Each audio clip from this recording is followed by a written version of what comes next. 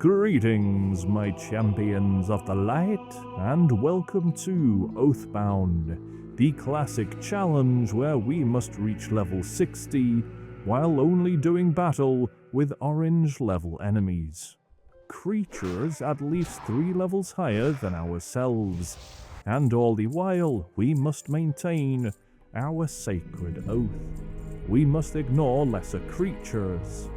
We can only fight worthy foes, and as a paladin of the holy light, we must never bring dishonor to ourselves. Greetings, friends. Oh, damn this light.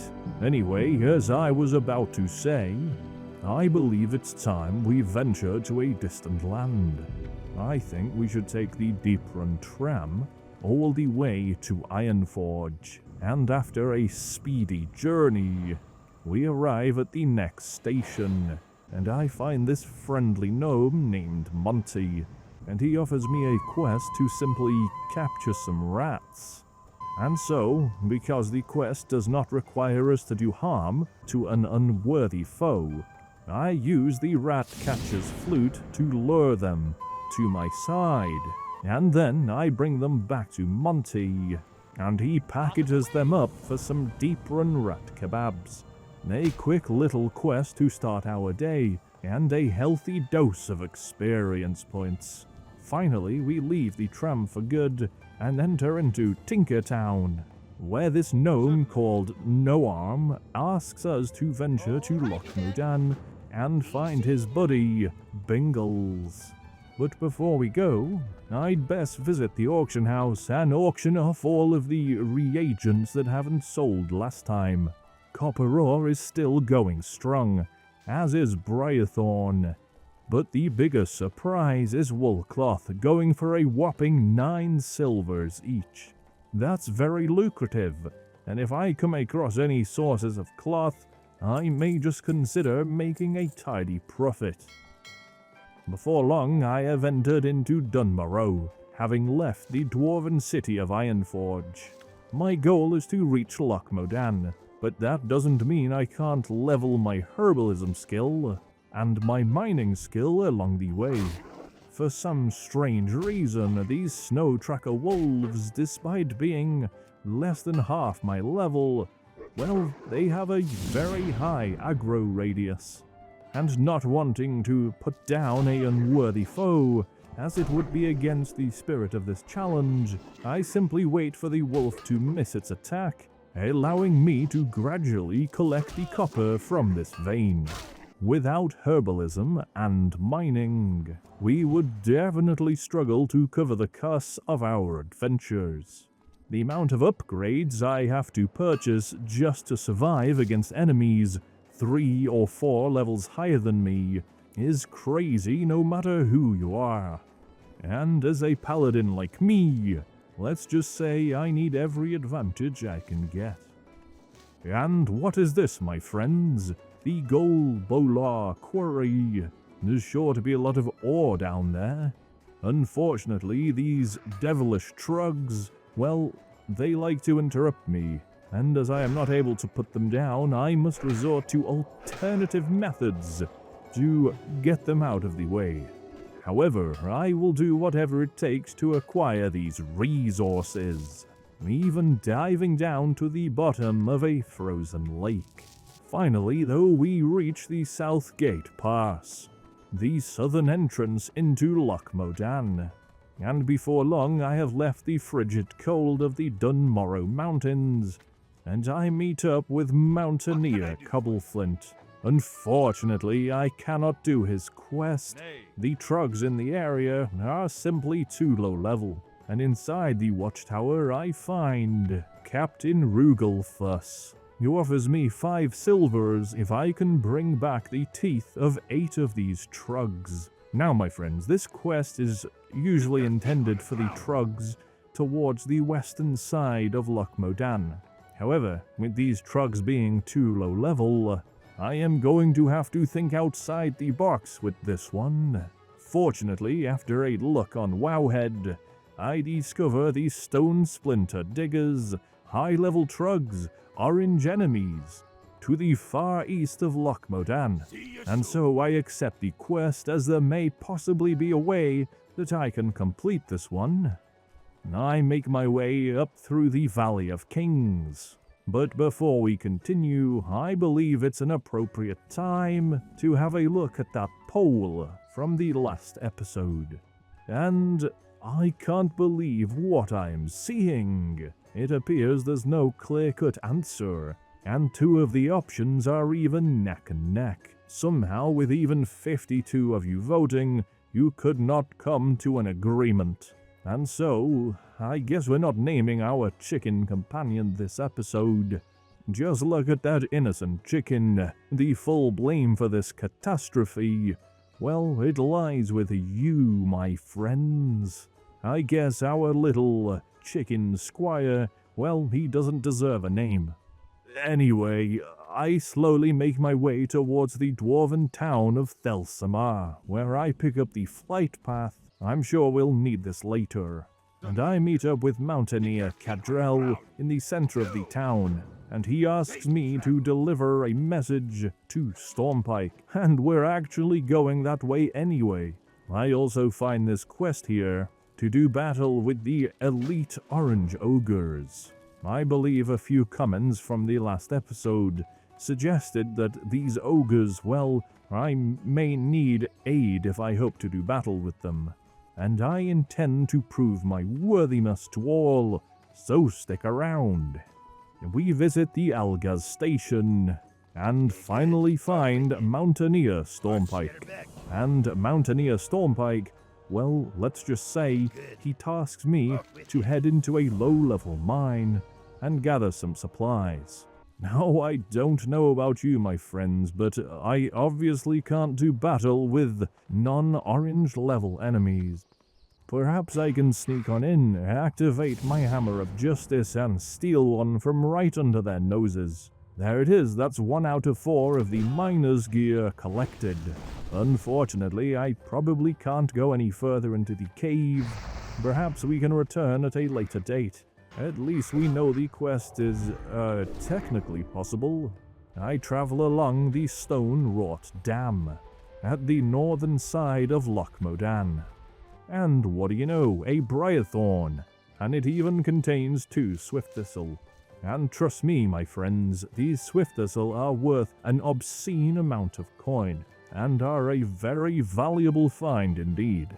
Finally, I find Bingle's Blastinheimer, and he asks me to collect his tools that he has left on the island. Silly gnome, I don't know if this quest is possible, but there's no harm in trying. And eventually I reach the Iron Band's excavation site. This is where I will find these Stone Splinter Diggers and Stone Splinter Geomancers. And while here, Magmar Fellhue asks me to collect carved stone idols from the very same trugs. And so I stack these quests together, and I engage in combat with these Stone Splinter Diggers. Now, these fiends are quite dangerous indeed. I usually rely on dragging out a fight, as I am able to heal, while my enemies are not, meaning I can usually outlast creatures at least 3 levels higher than myself. But, my friends, due to the stacking armor debuff that these trugs inflict on me, the longer the battle goes on, the more vulnerable I will become. And some of these trugs are quite angry indeed, and I am often forced to retreat to avoid certain death. That is why I prefer to do battle with the Geomancers, the weakest of these trugs. And thanks to my perseverance, I am finally able to collect all of the trug teeth and all of the stone idols. I hand over the carved stone idols for a healthy dose of experience points. And considering I am only 2 bars away from hitting level 16, I decide to take the opportunity to beat up a few more of these level 18 and level 19 trugs. And despite a close shave where I am forced to activate my divine shield, I do survive. and with less than a bar to go before I hit level 16, I make my way back westward.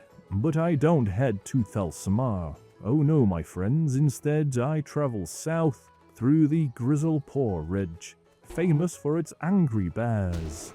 And after taking some flint daggers to the back and the sides, I finally make it through the Stone Splinter Valley, full of unworthy trugs.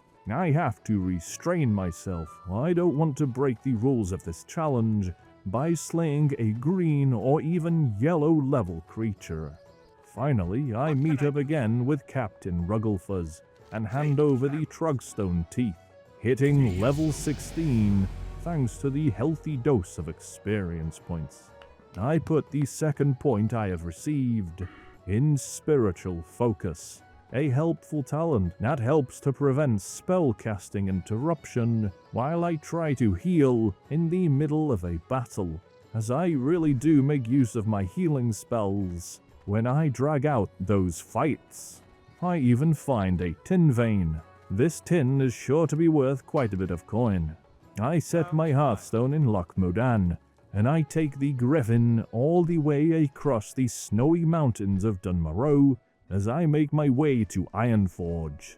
I hand in the excavation site report to Prospector Stormpike. I assume the brother or somehow related to Mountaineer Stormpike, or maybe it's just a common dwarven name. I make my way directly towards the class trainer, as I am excited to learn some new paladin spells, which will surely help me greatly in our next quest. Unfortunately, my friends, all that this Beldrock Doombrow guy can train me is, well, Righteous Fury, which increases threat generation, and Retribution Aura. I sincerely doubt it is worth sacrificing the armor of Devotion Aura for a minuscule amount of damage. Safe travels. And it appears we are going to have to find our own upgrades, temporary or otherwise. I open the mailbox and receive an absolute boatload of coin from all of the copper ore and cloth that we had auctioned earlier. And it's after realizing that these Swift Thistle are worth a whopping 69 silvers each that I decide it's time to invest in some consumables. I purchase a few elixirs, some of the higher level kind, going for quite a bit of coin. I even grab some Crocolisk Gumbo while I'm at it, as it promises to nourish me before the battle. I auction all of my rough weight stones, and purchase some heavy weight stones in return. I even go ahead and purchase as many magical scrolls as I can.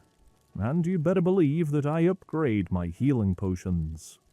And with our new consumables acquired, I stop by the innkeeper to purchase some melon juice and buy some moist cornbread from the bread vendor. It is time to unleash the full fury of the light upon these ogre dogs. That's right, my friends. I am going to do battle with orange level elites, and with all of these consumables, there is no way that I can possibly perish. At least, that's the idea. And here we finally are, standing before the Mo Grosh stronghold, surely littered with elite ogres. Devotion Aura, Blessing of Might, Heavy Weight Stone, applied to my mace, Elixir of Lion Strength, Elixir of Wisdom, Scroll of Strength, Scroll of Stamina, Scroll of Protection, Scroll of Spirit, and we will also eat this Crocolisk Gumbo, promising even more stamina and spirit. And now, with a full stomach and a boatload of enchantments applied to us, we make our way into the Wait a minute. Hold on a minute, these ogres are not elites. They are orange level enemies, sure, but they're not even elites. Have I just wasted all of that coin? We are talking about 4 gold here on these consumables for some non-elite enemies. Well, at least we know we can get this quest done. they do appear a little bit stronger than the typical orange level enemy. Okay, so we make our way into the Mogrush cave system. Perhaps if these ogres are not elite creatures either, let's just say I may be able to do battle with their leader, Chuck Soul. Look at this, my friends. I was able to take on 2 level 19 ogres without even using a healing potion. Surely I could take on Chuck Soul. These mystics, well, they are even weaker. I am able to take them out even more easily despite them being an additional level higher. And what do you know, is that a silver vein? The silver ore there could be quite valuable on the auction house, as I'm sure we will find out soon. I clear the way, knocking out 2 of the ogre guards. But Chuck Soul is actually level 22, so I will probably try and lure the brutes away separately. Oh, wait a minute. Oh dear, Chuck Soul is coming after me. I mean, oh no, he's elite. Chuck Soul is an elite level 22 ogre. Okay, I don't know why I thought that he wouldn't be. I guess I just assumed he would be because all of the other ogres are not elites either. But I'm absolutely getting slapped. Thankfully, I had upgraded my healing potion. Why haven't they given up? We are way outside of the cave. I guess I'll have to activate my divine shield. No, I've used my lay on hands. They're gonna give up any second. There's no way. The light is with me. The light is with me. Cliffhanger. That's right. Did I perish? I guess we won't know until the next episode. That's what you get for failing to make a concrete decision on the name of the chicken. Until next time. And always remember, light be with you.